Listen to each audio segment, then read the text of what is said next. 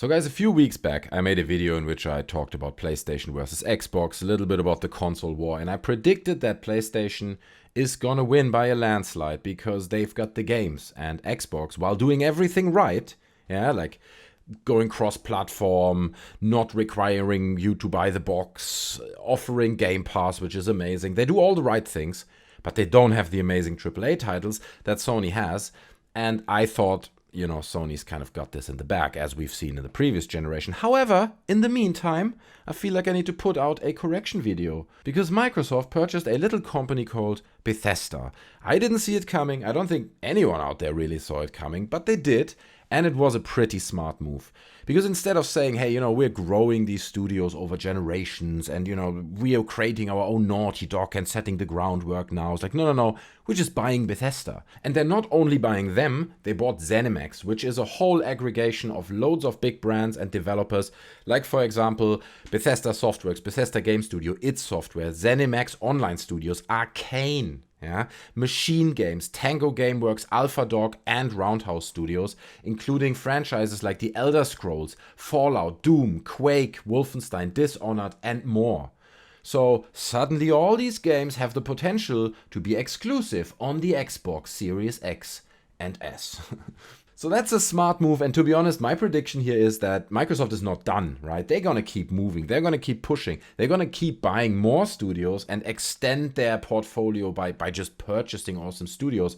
Now, do I think that this purchase of ZeniMax and all those brands gave Xbox the advantage to win this console war, to be the console that comes out of the gate by selling more than the PlayStation, than Sony?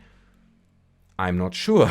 The truth is, all it really did in my mind is it created an equal playing field, okay? Now, Sony, who has their advantages, they're in their corner of the boxing ring. And then you have Microsoft, which is a very different ball game now. I mean, they're playing such a different game, while PlayStation is still very much about the box, buy our services, buy everything. Microsoft's like, no, just let go of all of that. All that matters is the content, the games, accessibility.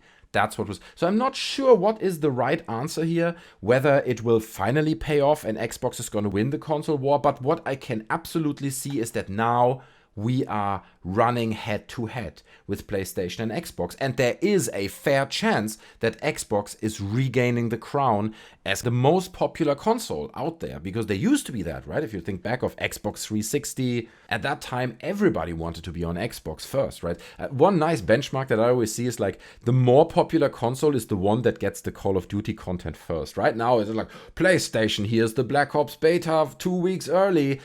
During the 360 generation, it was always first on Xbox 360, right? Those guys got the content first. So I can totally imagine kind of Xbox taking the lead in this generation moving forward. We have to see what PlayStation is doing. We still haven't seen much of the PlayStation. I mean, now they're taking it apart.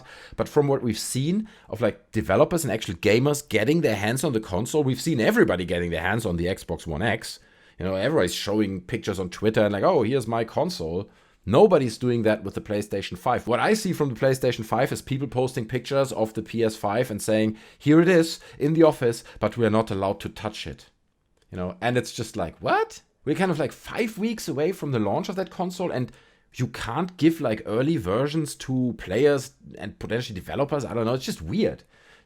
So I feel maybe there's this aspect that Sony and the PlayStation are kind of relaxing a little bit based on the success they had in the last generation, and they had that mindset of what could possibly kick us off the throne, right? We've got all those games, we're the best, which is the wrong attitude if you're entering a console war, especially with a company that is as powerful and as wealthy as Microsoft. So while PlayStation has been relaxing, Xbox has been pushing.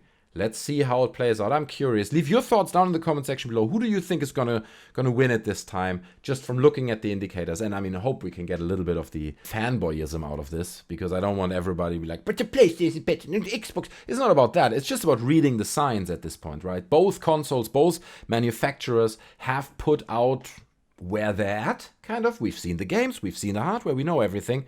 Who do you think is going to get it? Leave that down in the comment section below. I'd love to hear it. Thanks, guys, for watching. I hope you appreciate this little correction video, so to say. But I couldn't leave it. The other video is just like clearly saying that PlayStation is going to win.